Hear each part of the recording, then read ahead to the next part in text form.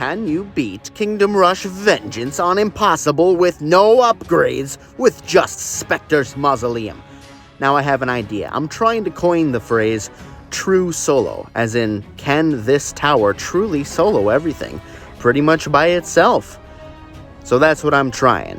I'm doing no upgrades on this, and boy was this more difficult than I thought. So we got no upgrades there. Look at this first level. You can't even beat the first level on Impossible without using reinforcements, the green stuff, and a hero, okay? So true soloing needs to be some sort of, kind of place in between. So I'm using Doom Tank for these first couple levels. And I kind of forget that Specters Mausoleum, while it's a good combo tower and everything, you can't enjoy any of those benefits until level 4, when you're allowed to use level 4 upgrades and unlock the gargoyles and the mind control and all that. So until then, it's just kind of a weaker magic tower, so that kind of sucks. Didn't really expect that, but we've made it so far. 3 stars, doing good.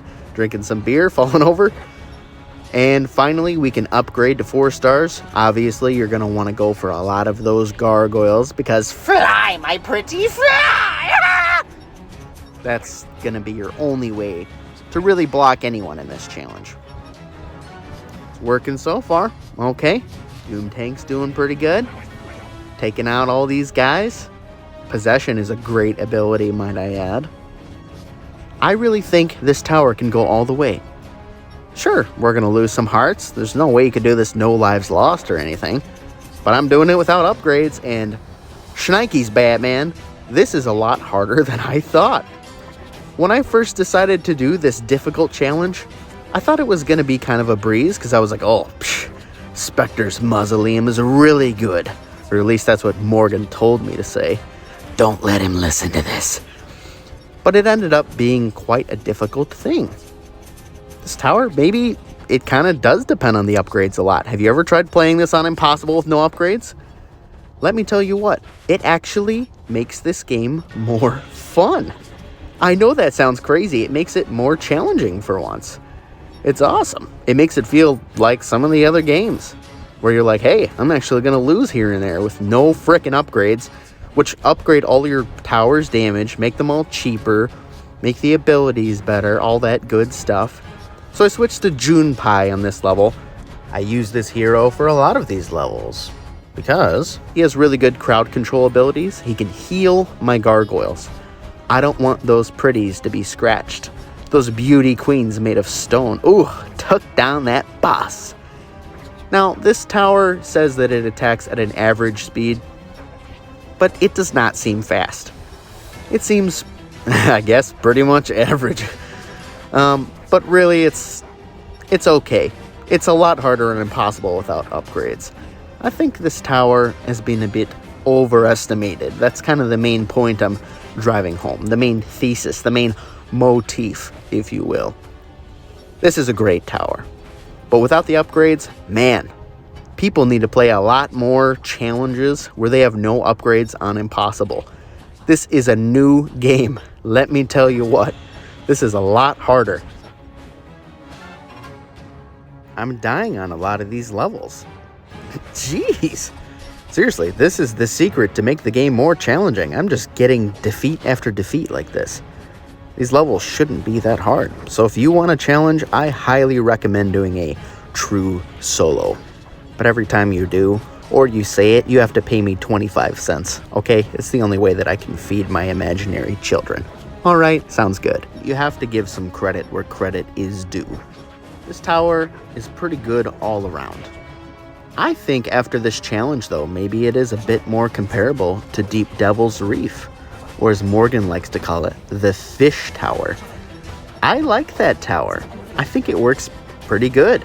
You got some bulky minions that can throw javelins. They do decent damage. They got like 300 or 400 HP. They throw nets. They're a pretty good all-around tower. Is that tower actually better than this? I don't know. It's probably worth attempting on Impossible with no upgrades to see if it's easier, because look at this. I'm getting a lot of defeats on this challenge. This is actually giving me a run for my frickin' money, which I don't have any of because Morgan doesn't pay me to do this. Just firm handshakes like I've mentioned before. Maybe every now and then he'll give me a firm, stern, talking to, but that's not really a reward. I don't like that at all. Come on, we all know I do it for the love of the game. Okay, let's not get too mushy now. It's time to fight the Queen Dragon herself, the mother of all the wyverns, who's going to poop out her children all over us to try to defeat us and kill our children. How ironic, kids against kids. I tell you what, I got some beefy masculine sons, each one more handsome and broad-shouldered and masculine than the last. So I'm gonna take down Joe Cool's dragon babies, and I'm gonna kill them. Because this tower's pretty good at killing dragons.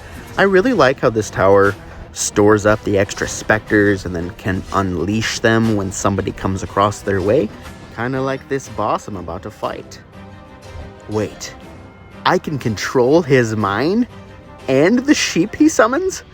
I had to read about this on the wiki, and then he kills his own sheep? Oh, that was actually pretty legendary. You need to try that sometime. Apparently, you can take the mind controlling and take any minion that spawns other minions, and they will be on your side when they spawn. You're stealing their babies from a nest like birds do. That's crazy. This kind of ghetto stuff happens in the real world where birds steal each other's eggs and raise them up to be their own, and different species do that. Lizards go around just eating bird eggs all the time. I catch them in my backyard. It's crazy, man. So this level, frickin', I've gotten a decent amount of defeats already. Probably like 10 of them. For a lot of this, I've had to switch to Barrishead. His ability is really helping me. It's really helping me. I don't like to depend on the dragons, but, you know, they're part of the game. They're fun to play. They got good abilities, they're handsome, they're good looking, they're cute, they're gorgeous, and they're scary. And so far, everything has been going pretty good. I really like this possession ability. I never realized it was so good. Also, as you noticed right there, if you have an enemy possessed at the end of a level, it'll just count them as dead. Your guys will keep fighting them during cutscenes and everything. So it's like, okay, I didn't have to kill that giant golem thing, so that's kind of cool. It just counts them as dead. Why not? This ability might be the best ability, man. That's definitely the best thing of this tower. Honestly, though, I'll say it again. This tower is a bit underwhelming. Is it the upgrades? What do you think? I genuinely want to hear your thoughts in the comments. Like, this tower just seems very underwhelming in this challenge. Now I gotta fight this doohickey. He has so much health and frickin' decent armor, so he always takes a long time to go down. I'm sending all of my gargoyles after him. And I do it. Not too bad. Only one level left. And I know I'm gonna beat it. Spoiler alert, I'm probably gonna beat it. You never make it to this last level and then fail on the last level. Like, this is definitely not one of the hardest levels ever created. It does take me some time. I'm using Merglin this time, so I know everything's gonna be okay. And then I lose on the second part of the level, believe it or not. Holy crap. I did not see that coming. So I switched to the OP one because I am just tired at this point. This challenge has not been fun. I want to enjoy this game. I don't want to just, I don't know, ruin my life the entire time I'm doing it. So I switched to the dragon that I know will carry me through. And here we are. Last boss time. This is probably the slowest I've ever killed this boss. It's a bit baffling to me, honestly, because I have, you know, decent magic damage being thrown at him, but they're not targeting the boss a lot. Ice Skull is really doing everything, and the demon himself. Like, geez, this is freaking taking forever. His HP, his as in my demon, gets so low. I'm clicking on it, as you can see. He almost dies. I almost lost this challenge because of that. That's crazy. So can you beat Kingdom Rush Vengeance with no upgrades, with just Specters Mausoleum on Impossible? Yes! Yes, you can! Thanks for watching! Like and subscribe or something, because this challenge sucked! Literally, the best part of this challenge was this. Joe!